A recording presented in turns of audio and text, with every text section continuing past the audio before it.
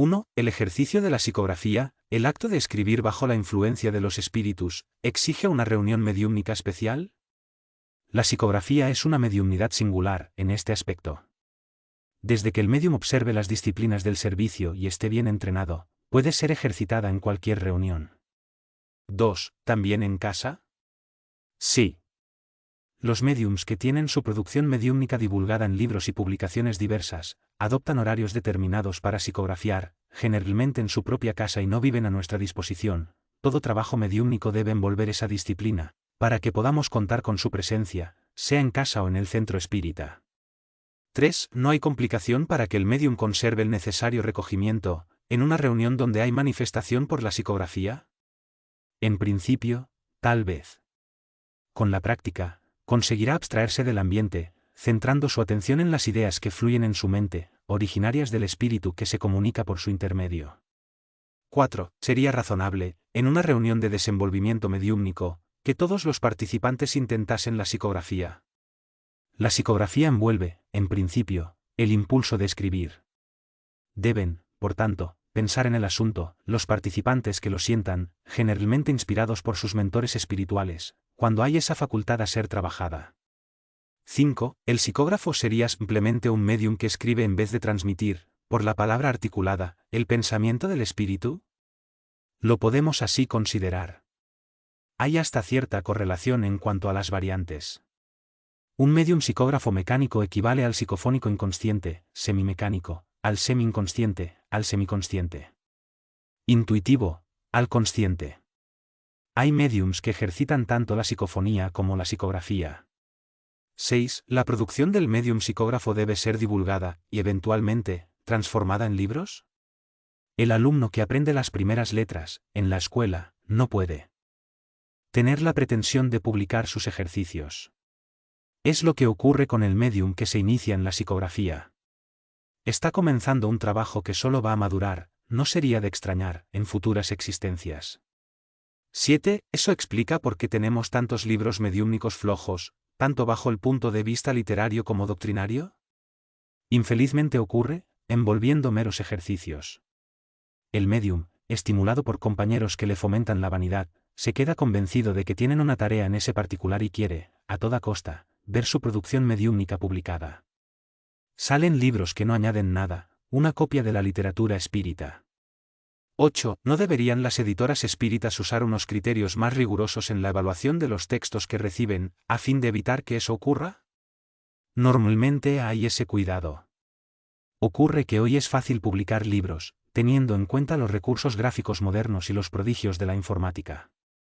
De ahí que proliferen libros malos publicados, no es de extrañar, por los propios autores o por el grupo que participa. Videncia. 1. ¿Cómo definiríamos la videncia? Conforme ocurre, frecuentemente, en nuestro idioma, el término videncia tiene varias acepciones. Vidente es todo aquel que ejercita el sentido de la visión, utilizando los ojos. Es, también, el que adivina el futuro, el dotado de la visión a distancia, el individuo perspicaz. Bajo el punto de vista espírita, es la persona que ve el mundo espiritual. 2. Personas en estado de perturbación, enfrentando problemas existenciales o de salud, no es de extrañar que tengan videncia. ¿Es una facultad a ser desarrollada? No necesariamente. Así como ocurre en relación a otros fenómenos envolviendo el mundo espiritual, la persona podrá tener videncias en hechos de una superexcitación psíquica. Después de someterse al tratamiento espiritual, tenderá a desaparecer. 3. Es común que los pacientes terminales comenten presencias de familiares desencarnados. Los médicos dicen que se trata de alucinaciones, determinada por la debilidad. ¿Será eso? La medicina tantea en esas cuestiones, dando las explicaciones reducidas, esto es, reducir todos los fenómenos envolviendo el cerebro. Lo que ocurre es que, con el aflojamiento de los lazos que prenden al paciente terminal al cuerpo, se agudiza la percepción espiritual. Él pasa a tener visiones relacionadas con la presencia de familiares desencarnados. Estos acostumbran a asistir a sus amados, en el retorno a la vida espiritual. Esteban, el primer mártir del cristianismo, experimentó ese fenómeno. Abierta su visión espiritual, cuando expiraba, apedreado, percibió la presencia de Jesús, que vino a ampararlo. 4. ¿Cualquier persona puede desenvolver la evidencia? Con entrenamiento adecuado y determinadas disciplinas y ejercicios es posible coger experiencias elementales en ese sentido. Para que el fenómeno ocurra de forma más intensa, es fundamental que exista la facultad. 5. El médium describe una gran catarata y un inmenso río, o un grupo de caballeros. ¿Cómo es posible formarse esas imágenes en pleno recinto de la reunión? Hay dos tipos de evidencia, la objetiva y la subjetiva. La subjetiva surge en la mente del médium, como una imagen ideoplástica o idealizada. Entonces, cuando él dice que está teniendo esas visiones, se trata de algo que se formó en su tela mental. 6. ¿Cuál es la utilidad de ese tipo de evidencia? Atienden a las ideas sugeridas por los mentores espirituales, a las cuales el médium reviste, en la forma, de acuerdo con su cultura y conocimiento, con riqueza mayor o menor de detalles. Surgen 7. ¿Es la evidencia objetiva? El médium contempla el ambiente espiritual y a los espíritus presentes. En estado más claro, el médium llega a ver con los ojos abiertos, sin concentración o trance. Jesús tenía esa facultad. En varios pasajes evangélicos lo vemos hablando con espíritus perturbadores, ordenándoles que se apartaran de sus víctimas. Chico Xavier también poseía esa evidencia, transmitiendo con frecuencia recados de desencarnados a sus familiares presentes en las reuniones donde participaban. 8. ¿Sería útil contar con un médium vidente en la reunión mediúmnica, para ayudar al adoctrinador? Es algo complicado, considerando que la mayor parte de las videncias son subjetivas. Incluso los que tienen la visión objetiva pueden equivocarse, no es de extrañar, bajo la influencia de espíritus astutos que los envuelven. Y la interferencia del vidente, en pleno proceso de adoctrinación, puede confundir al adoctrinador. Es preferible que las informaciones de los videntes sean hechas después del final de la reunión, ayudando en la evaluación de las comunicaciones. En cuanto al adoctrinador, sus mejores fuentes de referencia son la intuición, el conocimiento y la práctica. Incorporación. 1. ¿Qué es la mediumnidad de incorporación? Aunque consagrado por el uso, ese término es erróneo. Sugiere que el espíritu manifestante entra en el cuerpo del médium para transmitir su pensamiento, lo que no ocurre. Nuestro cuerpo es inalienable, no es posible de tener sustituto o de, eventualmente, albergar a un espíritu. Como mucho, podemos decir que el médium incorpora las impresiones, ideas y sensaciones de la entidad. 2. ¿Cuál sería el término adecuado? Kardec habla de médiums parlantes. No se expandió en Brasil. Se usa la expresión psicofonía. También está equivocado, sugiere que estaría hablando el alma del médium, algo más próximo al animismo. No obstante, tanto incorporación como psicofonía están consagrados por el uso. 3. ¿Todos los médiums psicofónicos trabajan de forma idéntica? Obviamente, todos transmiten el pensamiento de los espíritus por la palabra articulada. Lo que varía es la profundidad del trance mediúmnico. En este aspecto podemos dividir la psicofonía en tres tipos: consciente, semi-inconsciente e inconsciente.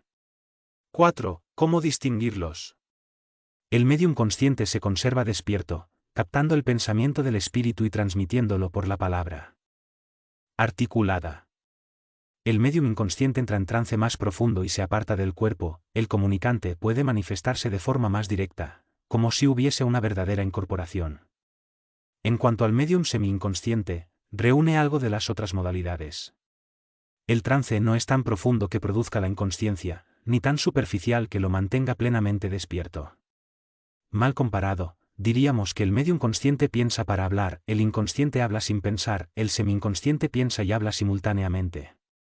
5. ¿Por qué, siendo la psicofonía inconsciente más auténtica, es tan rara en la actualidad? Ocurre que, aunque más adecuada a la experimentación, es problemática. Generalmente el médium duerme al inicio de la reunión y despierta al final, sin envolverse, sin un compromiso con las labores mediúmnicas. Si no tuviera cuidado, podría ser conducido por mistificadores. 6. ¿No tiene control sobre las manifestaciones? Debe de tenerla. Aun si no estuviese atento a sus responsabilidades, y realmente integrado en la labor mediúmnica, permanecerá en estado de sopor que inhibirá cualquier posibilidad en ese sentido. 7. ¿El ideal sería el médium semi-inconsciente? No se trata de la modalidad ideal, y sí del médium ideal, aquel que esté convencido de sus responsabilidades, asumiendo los compromisos inherentes a ese servicio. 8. Se nota que en la actualidad los médiums, en mayoría, son conscientes. ¿Es una tendencia? Sí. Aunque implique una mayor dificultad para el médium, él sale beneficiado. La psicofonía consciente exige mejor envolvimiento con el estudio, la disciplina, la reforma íntima, habilitándolo a transmitir con mayor eficiencia las manifestaciones, sean de obsesores, sufridores o mentores. Dificultades iniciales. 1. ¿Cómo funciona la mediumnidad consciente? El médium capta el flujo mental del espíritu, generando ideas y sensaciones, como si tuviese la intromisión de otra mente en su intimidad, como si estuviese hablando con alguien, dentro de sí mismo.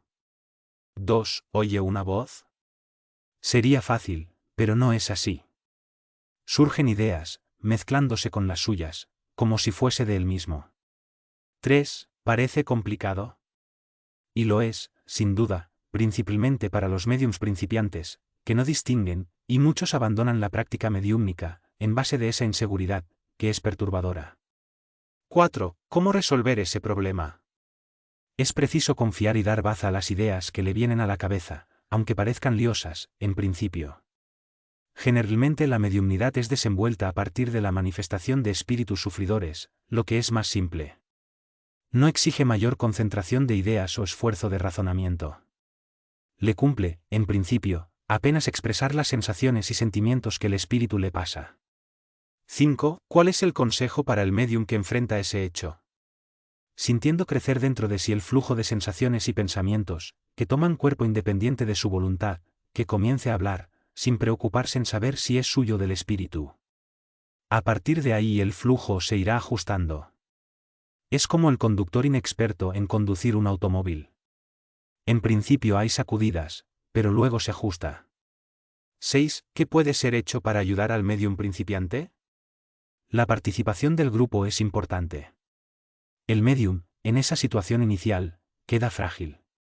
Se siente vulnerable y presionado. Cualquier hostilidad o pensamiento crítico de los compañeros, relevando desconocimiento del proceso, podrá afectarlo. 7. ¿Sería razonable aplicar pases magnéticos en el médium principiante, en dificultad para iniciar la manifestación? El pase puede ayudar, pero deben ser reducidos en su utilización, a fin de evitar condicionamientos. Hay médiums que esperan por la intervención del dirigente, aplicándoles pases, a fin de iniciar su trabajo. 8. Las manifestaciones de los médiums son, por norma, repetitivas. ¿Cómo deben obrar el dirigente y participantes del grupo? Cultivar la comprensión y la buena voluntad, considerando que el animismo, la intervención del propio médium, es expresivo en esa etapa del desenvolvimiento. Pronto él irá ajustándose, aprendiendo a distinguir mejor entre sus ideas y las del espíritu. Desistir. 1. Vemos, con frecuencia, médiums dotados de razonables facultades mediúmnicas desistiendo del compromiso. ¿Hay algún perjuicio? La sensibilidad mediúmnica no funciona solo en las reuniones de intercambio. Está siempre presente.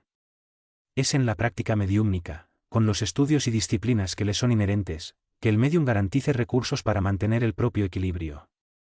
Apartado, puede caer en perturbaciones y desajustes. 2. ¿Es un castigo? No se trata de eso.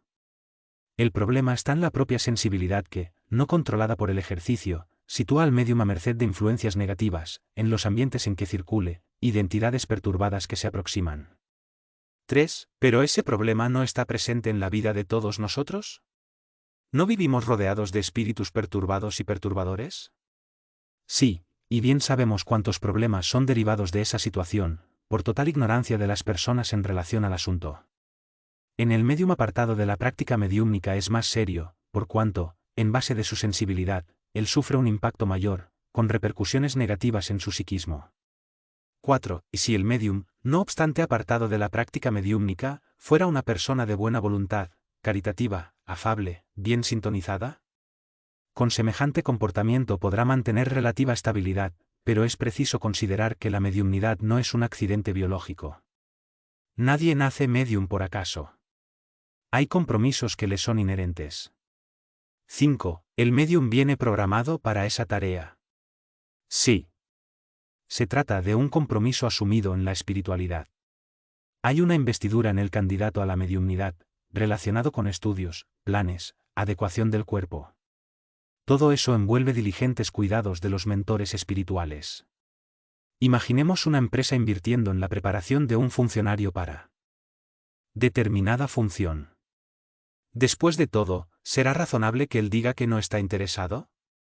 6. Pero no es contraproducente que el medium participe de trabajos mediúmnicos como quien cumple una obligación o un contrato preestablecido, temiendo sanciones. Las sanciones serán de su propia conciencia, que le cobrará, más pronto o más tarde, por la omisión. Para evitar esa situación es que los mediums deben estudiar la doctrina, participando de cursos y reciclajes que sustenten la noción de su responsabilidad en relación al trabajo mediúmnico. 7. ¿Y si hay impedimentos ponderables? Hijos para cuidar, cónyuge problemático, profesión, salud. Eventualmente eso puede ocurrir, por algún tiempo. El problema mayor, mientras tanto, está en el propio medium que, generalmente, intenta justificar su omisión. Es altamente improbable que la espiritualidad le otorgase la mediumnidad, sin darle condiciones para ejercerla. 8. Cuando la participación del medium genera perturbación en el hogar, a partir de una posición intransigente del consorte. Lamentablemente el casamiento en que el cónyuge determina qué tipo de actividad religiosa o moral la esposa debe ejercer, es un machismo inconcebible. Esos asuntos deben ser tratados en la base del diálogo, con el respeto por las convicciones ajenas. De cualquier forma, aunque tal situación pueda justificar la ausencia de la medium, no la eximirá de los problemas inherentes a la mediumnidad no ejercitada. Participantes. 1. ¿Cuál es el número de personas necesarias a la reunión mediúmnica?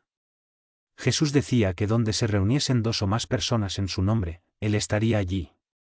De la misma forma, podemos decir que a partir de 2 personas es posible el contacto con el mundo espiritual, en la psicofonía mediúmnica. Un medium y alguien para hablar con los espíritus. Chico Xavier trabajó así durante algún tiempo, con su hermano José Xavier, que dirigía la reunión. 2. ¿No es un número muy reducido? Sin duda, y debe ser una excepción, en las emergencias.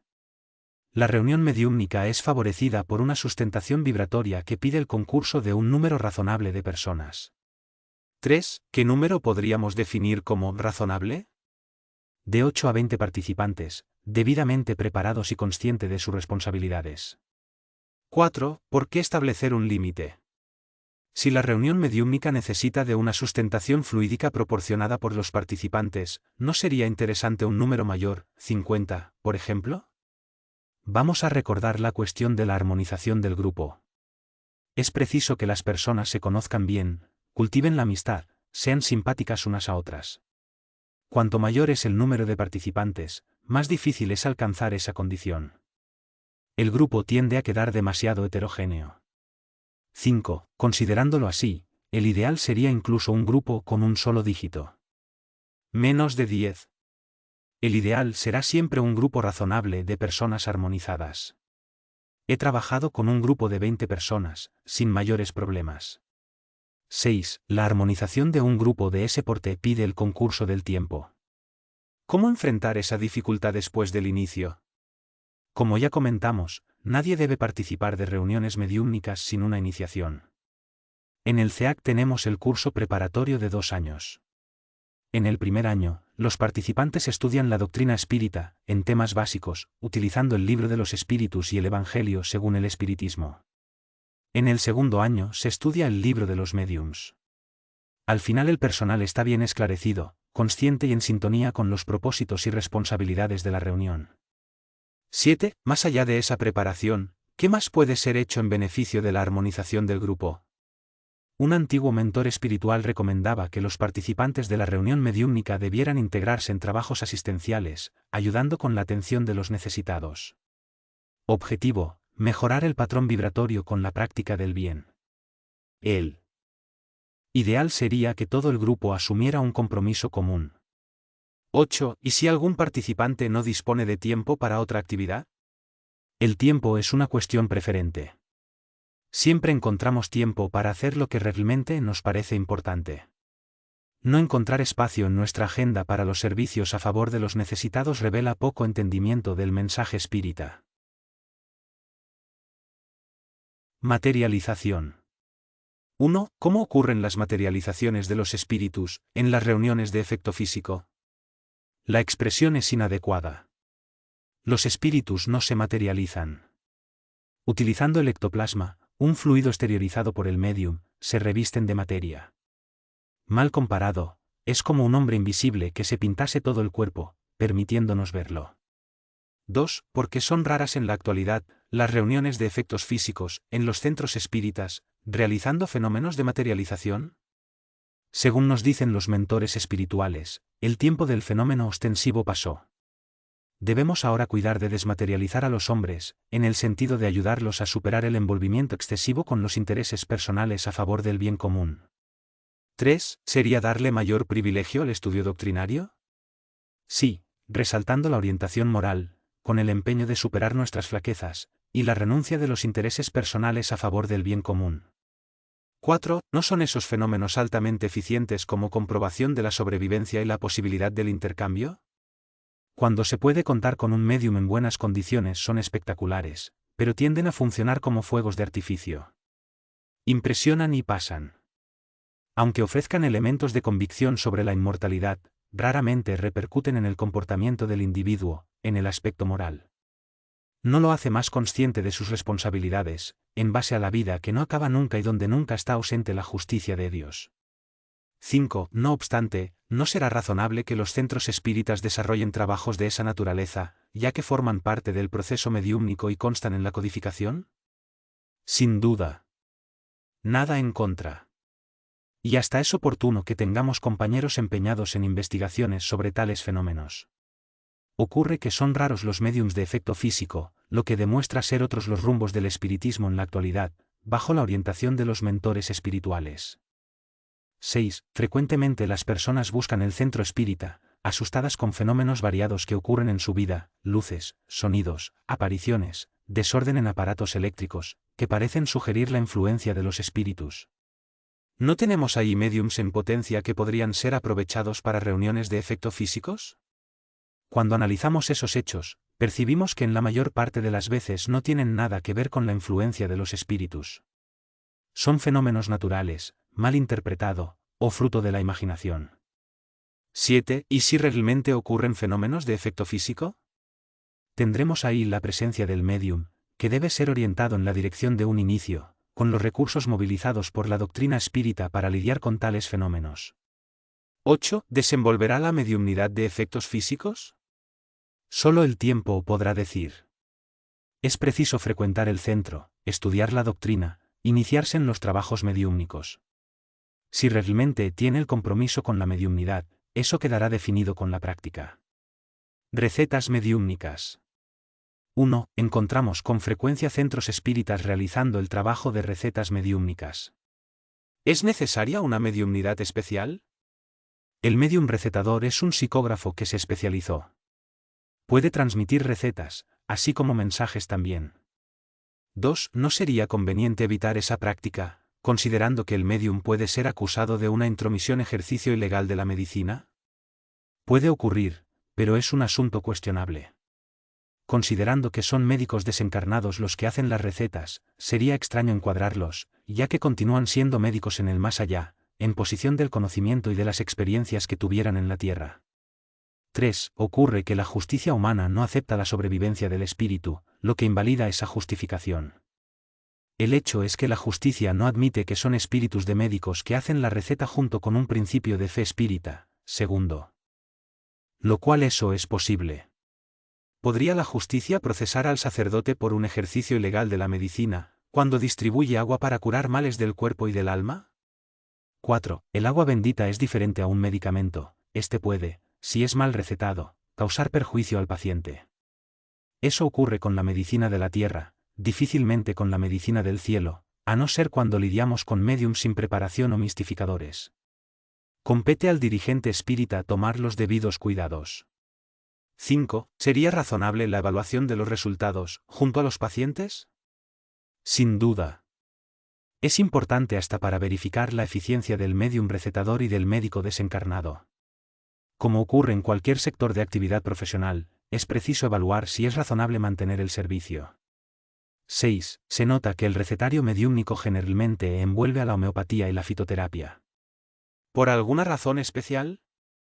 Es justamente para evitar encuadrar al médium en el ejercicio ilegal de la medicina, ya que son prácticas terapéuticas más simples, de acción suave al organismo, sin la complejidad de la medicina tradicional. El propio médium tiene mayor facilidad para familiarizarse con la terapia empleada.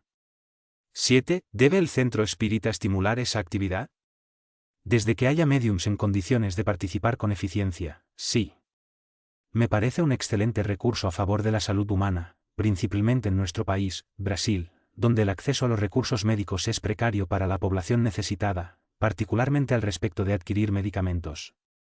8. Si el recetario mediúmnico es aceptable, ¿no sería razonable también adoptar prácticas como la cromoterapia, la cristalpatía, la terapia de las vidas pasadas y otras?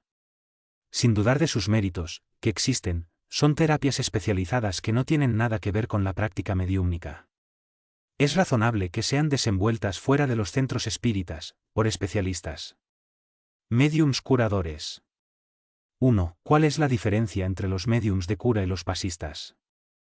¿Qué aplican magnetismo, en la tradicional fluidoterapia? Es la misma que separa al cirujano del enfermero normal. El pase es el tratamiento clínico. La intervención del médium de cura es el trabajo quirúrgico, cuando es necesario. 2. Hay médiums de cura que usan instrumental quirúrgico, navajas y bisturís. Otros apenas hacen la imposición de manos, como si aplicasen un pase. ¿Por qué la diferencia? Es una cuestión de metodología y especialización mediúmnica. Cuando el médium de cura apenas hace la imposición de manos, la intervención es en el periespíritu, donde, generalmente, está el foco de desajuste que genera el mal físico. Si fuera posible de eliminación con ese tratamiento magnético dirigido, la repercusión se haría sentir en breve en el cuerpo, favoreciendo la cura. 3. ¿Cuál es la diferencia entre médium de cura que hace la imposición de manos y el pasista que integra equipos de aplicación de magnetismo? ¿No es el mismo trabajo? El pasista es un donador de energías magnéticas. El médium de cura ofrece recursos fluídicos, digamos, más denso, el llamado ectoplasma, que faculta una acción más intensa a favor del paciente. 4. ¿Cuál es el método más correcto? ¿Con instrumental quirúrgico o con las manos? La cuestión no es de forma, sino de autenticidad. Si el trabajo es serio, si el médium es honesto, desprendido, dedicado, los resultados serán satisfactorios en ambas metodologías. 5. Si usted tuviese que someterse a un médium de cura, ¿qué metodología preferiría? La cirugía espiritual. No es espectacular, es menos invasiva y más eficiente. Alcanza las profundidades del mal, en el periespíritu. La intervención con instrumental quirúrgico cuida más del efecto, en el cuerpo. 6. ¿Algo en contra de los médiums cirujanos? No. Hasta entiendo que si el médium es auténtico y es bien asistido, pueden ocurrir acciones de notables efectos terapéuticos. Pero nada que exceda en eficiencia a un buen cirujano. Ya Allah. Intervención en el periespíritu supera las posibilidades de la medicina tradicional. Es el campo ideal para la asistencia mediúmnica. 7. Y en cuanto al karma. ¿Es posible que en una cirugía espiritual se aparte un mal grave programado, que deberá determinar la desencarnación del paciente? Sí, si los mentores espirituales juzgasen conveniente una prórroga, atendiendo la causa justa, como el cumplimiento de determinada tarea. He visto hacer prórrogas de hasta 20 años. 8. Se nota que muchas personas beneficiadas con el tratamiento espiritual vuelven después de algún tiempo con los mismos problemas. ¿Será karma? Puede ser. Más acertado, sin embargo, es considerar que nuestros males guarden relación con nuestra maldad. Si queremos algo más allá de simples paliativos, es preciso considerar la observación de Jesús a aquellos que curaba: ve y no peques más, para que nada peor te ocurra. Naturaleza de las reuniones. 1. ¿Qué determina el tipo de reunión mediúmnica? La intención y la aptitud. La dirección del centro debe planear el tipo de trabajo mediúmnico que desea desarrollar, pero siempre de conformidad con la disponibilidad del grupo. Sería ocioso pretender una reunión de materializaciones sin la presencia del médium de efectos físicos. 2. ¿No sería interesante que esa orientación partiese de la espiritualidad? Sí, desde que haya médiums en condiciones de recibir orientadores espirituales que ofrezcan directrices confiables. En cierta fecha, en una reunión de desarrollo mediúmnico que yo dirigía, se manifestó un espíritu diciendo ser médico. Informó que sería instalado un trabajo de recetas. Hice verle que era algo totalmente fuera del propósito en un grupo de principiantes. Nunca más apareció. 3. ¿Para quién está comenzando? ¿Cuál es el trabajo ideal? La experiencia ha demostrado que los grupos principiantes luchan con espíritus sufridores, traídos para recibir ayuda. Es más fácil el contacto con ellos, aún vinculados a las impresiones de la vida física. Por otro lado, no exigen esfuerzo mayor del médium, que transmite más sus emociones y sensaciones que los pensamientos, ya que perturbado, poco puede decir. 4. Partiendo de ese principio, ¿podemos decir que los grupos mediúmnicos evolucionan para otros trabajos? Normalmente es lo que ocurre, aunque dependiendo siempre de la disponibilidad mediúmnica.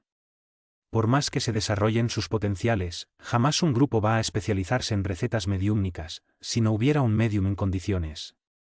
5. Hay grupos que funcionan durante años, sin grandes progresos, dedicados apenas al contacto con los espíritus sufridores, sin la manifestación de mentores espirituales.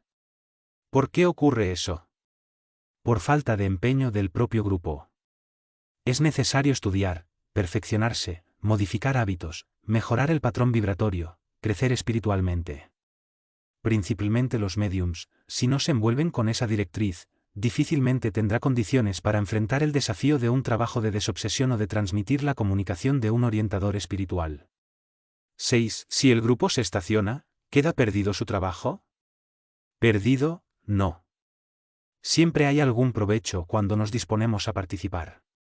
Se queda precario y deficiente. Eso ocurre en cualquier sector de la actividad. Quien más se esfuerza, más produce, más progresa. 7. ¿Las sesiones de desobsesión representan una evolución en el grupo mediúmnico? Toda reunión mediúmnica de asistencia a los espíritus desencarnados funciona como desobsesión, incluso cuando envuelva grupos principiantes. Es común toparnos con la obsesión pacífica, en la que los espíritus recientemente desencarnados perturban a sus familiares, presos a ellos, sin percibir que están en el mundo espiritual. Con el crecimiento del grupo, en el conocimiento y en la responsabilidad, se da el contacto con espíritus más difíciles de tratar, comprometidos con la venganza, la maldad, el vicio. 8. Podemos concluir que los grupos mediúmnicos no deben ser estáticos, sino dinámicos, siempre perfeccionando, buscando ampliar las posibilidades que el intercambio favorece.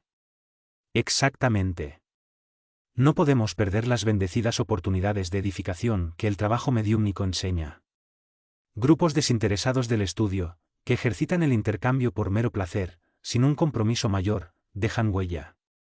No es extraño, se disuelven, por falta de motivación o por influencia de espíritus que no quieren ese tipo de trabajo, posible de neutralizar su influencia sobre los hombres. Reuniones domésticas. 1. ¿Podemos realizar reuniones mediúmnicas fuera del centro espírita? Podemos realizar una cirugía fuera del hospital, pero será siempre algo más precario. Lo mismo ocurre con la reunión mediúmnica. El lugar adecuado es el centro espírita, donde la espiritualidad mueve recursos adecuados al intercambio. 2. ¿Cuál es el inconveniente de la realización de reuniones mediúmnicas en una residencia? Además de no ser el lugar apropiado, está el peligro de atraer espíritus obsesores que se sientan perjudicados por los servicios de asistencia espiritual, o espíritus perturbados, que se instalan en la casa, buscando ayuda. En el centro espírita el trabajo es impersonal, no se centraliza en alguien o algunos. Los participantes quedan más resguardados. Al frente del trabajo está la institución. 3. Si hay un miembro en el centro espírita enfermo, impedido de comparecer a las reuniones, ¿aún así es inconveniente realizar un trabajo mediúmnico en su casa? Como excepción, buscando beneficiarlo con la palabra de algún mentor, está bien. El problema es cuando la excepción se transforma en rutina y el grupo se habitúa a realizar reuniones mediúmnicas domiciliares, como ocurre frecuentemente. 4. ¿Qué decir del médium que atiende personas en casa, entregándose al trance mediúmnico para recibir orientaciones espirituales? Corre riesgos innecesarios, atrayendo espíritus que pueden explotarles las debilidades, induciéndolos a la mercantilización de sus facultades, cuando pasan a cobrar por sus servicios o disponerse a aceptar regalos. Estarían mejor sometiéndose a la disciplina del centro espírita, protegidos de sus tendencias. 5. Generalmente el movimiento espírita en una ciudad comienza con pequeños grupos que se reúnen en las residencias. ¿No se justifica tal procedimiento, ante la falta de local apropiado? Nada impide que nos reunamos en la casa a estudiar la doctrina espírita, formando un grupo de personas interesadas. El inconveniente está en transformar la reunión en un trabajo mediúmnico. 6. Si es inconveniente el trabajo mediúmnico en casa, ¿por qué eso está tan diseminado en el medio espírita? Porque mucha gente no se interesa en estudiar el espiritismo, desenvolviendo prácticas mediúmnicas no compatibles con la orientación doctrinaria. Les gusta, por ejemplo, del consejo espiritual, común en esas reuniones, olvidándose de que no es esa la finalidad del intercambio con el más allá. 7. La presencia de benefactores espirituales, cuando la reunión es realizada fuera del centro espírita, ¿no es un aval de la espiritual? Los mentores espirituales conscientes y esclarecidos ciertamente orientan al grupo para integrarse en un centro espírita. 8. ¿Y si el benefactor orienta de forma diferente, estimulando la continuidad de los trabajos en la casa del médium o de uno de los participantes del grupo? Es oportuno, como recomienda Kardec, cuestionar. ¿Será realmente un mentor espiritual? Puede hasta ser un espíritu familiar, de buena voluntad, pero sin discernimiento. Los mentores espirituales enfatizan que debemos estar en el centro espírita, nuestro templo, nuestro taller de trabajo, nuestra escuela bendecida. Ambiente físico. 1. ¿Es necesario apagar las luces para la realización de trabajos mediúmnico? Solo en las reuniones de efecto físicos. El ectoplasma, fluido ofrecido por el médium para la producción de los fenómenos, es sensible a la luz. 2. Algunos centros espíritas apagan las luces en todas las reuniones mediúmnicas. Es innecesario.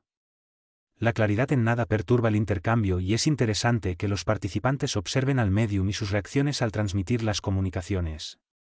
Podemos, si los participantes se sienten más confortables, reducir un poco la luz. 3. ¿Cuál es la finalidad de la mesa, en las reuniones mediúmnicas? Nada que lo vuelva indispensable. Podemos realizar el intercambio sin ella. Queda hasta más práctico, acomodándose todo el grupo en un círculo. 4. Tradicionalmente, siempre que se piensa en reunión mediúmnica, vienen a la mente la figura de la mesa. ¿No queda un tanto extraño dispensarla? Se trata de un mero accesorio. Extraño es que el grupo mediúmnico prescinda de ella, situándola como indispensable.